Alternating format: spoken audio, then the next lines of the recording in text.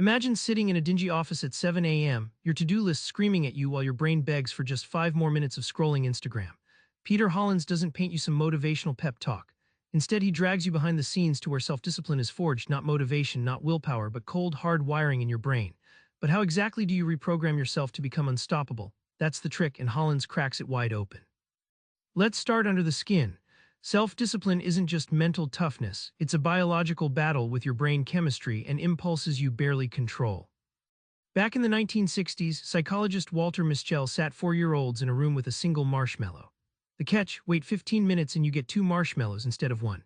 Hollins uses this classic study to show how kids who mastered delay shaped lifelong success, all hinging on the ability to resist instant pleasure, a biological wiring that's adult you can learn to rewire.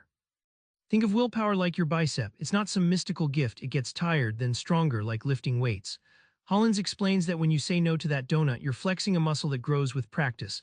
Fail too often or overload it, and you're literally depleted. But rest and smart repetition, that's where breakthroughs happen, turning discipline into second nature.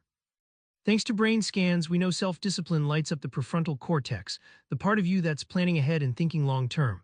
Hollins reveals a stunning payoff. Every time you flex discipline, you build your brain to crave commitment over chaos. Suddenly, what felt like torture becomes a path to satisfaction, your brain rewiring itself to want what used to feel like sacrifice. So biology sets the stage, but your surroundings are the puppeteers. Hollins gets ruthless about how you can hack your environment and daily routines to stack the deck for discipline. Hollins pulls from Navy SEAL training where recruits rewrite their environments completely. No junk food, strict wake times, minimal distractions allowed. This extreme setup forces discipline by removing temptation, not trying to fight it. When distractions disappear, willpower isn't tested every 5 minutes, it's conserved for real battles. Your friends and colleagues aren't just who you grab beers with, they're emotional weather systems impacting your focus and drive. Hollins points to research showing people's habits shift to match their social circle. Surround yourself with driven, disciplined people and that energy infects you. Toxic or lazy friends, they drag your self-control down like quicksand. The genius is in small wins, like brushing your teeth right after breakfast or setting your clothes out the night before. Hollins shows how these tiny habits become autopilot, saving your willpower for big battles. Over time, these minor changes snowball, rewiring your brain toward effortless focus and relentless execution. Finally, motivation alone won't cut it, Hollins insists. It's about engineering your emotional triggers and focus so that your brain moves you like a relentless machine. Hollins urges you to dig deeper than surface goals. What actually fuels you: money, recognition, mastery. This emotional diagnosis is like getting a secret map to your brain's motivation centers instead of blindly pushing against resistance. Knowing your triggers lets you build rituals that pull you toward success, not away. Before you give in to a bad habit or quit mid-task, Hollins teaches asking yourself 4 sharp questions. Am I distracted? Am I tired? Is this task meaningful? What's the real cost of giving up?